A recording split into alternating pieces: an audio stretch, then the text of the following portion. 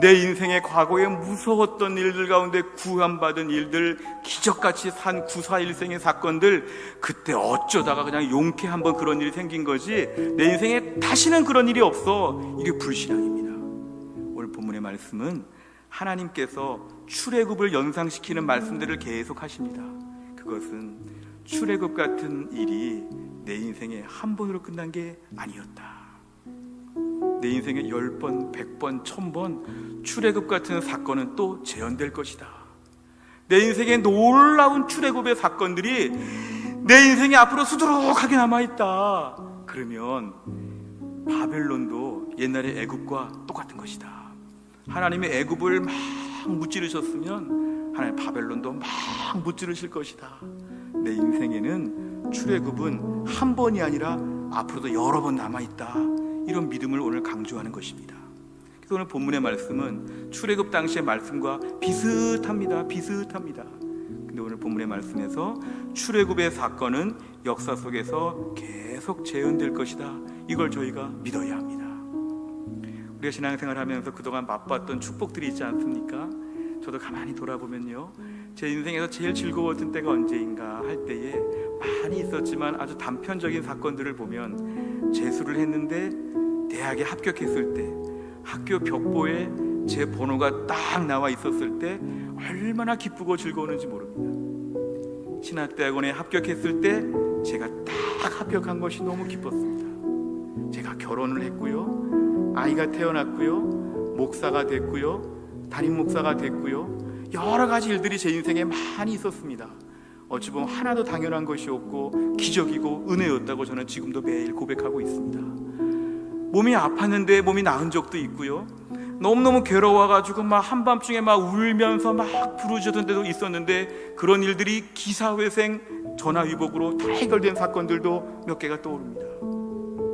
이런 일은 다 하나님이 주신 것이기 때문에 은혜라는 차원에서 계속 기억합니다.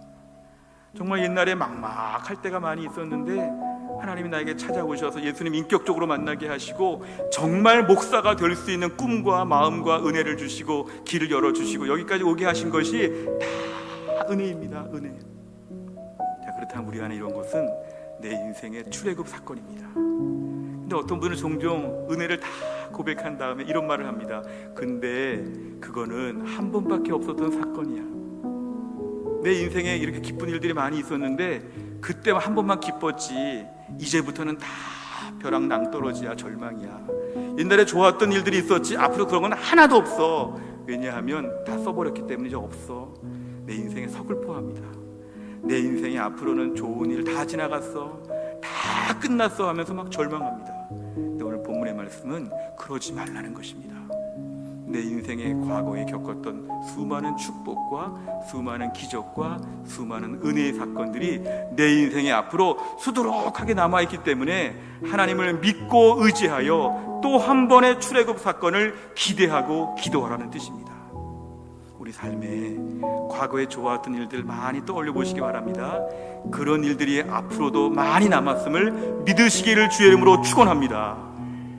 과거에 좋았던 일이 아직도 많이 남아 있습니다.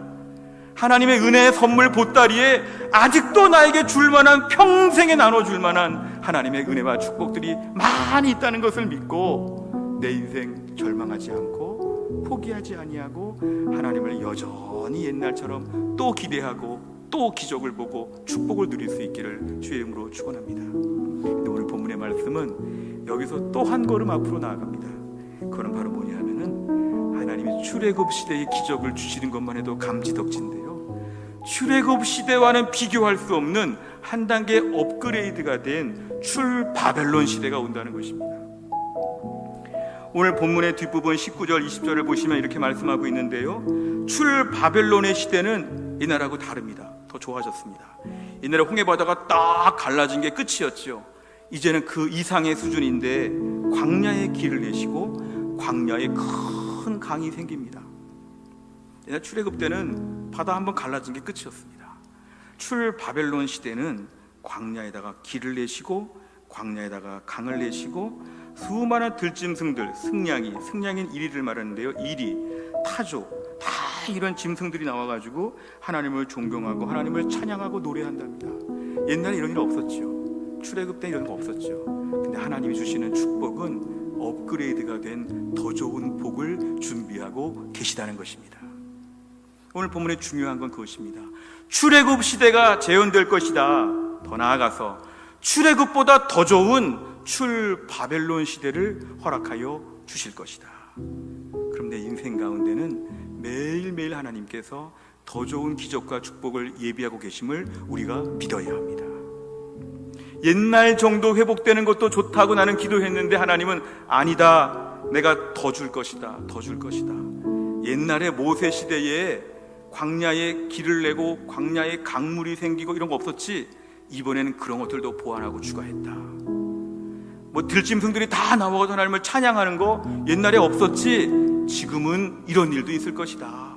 하나님 우리에게 말씀해 주시는 그런 것입니다.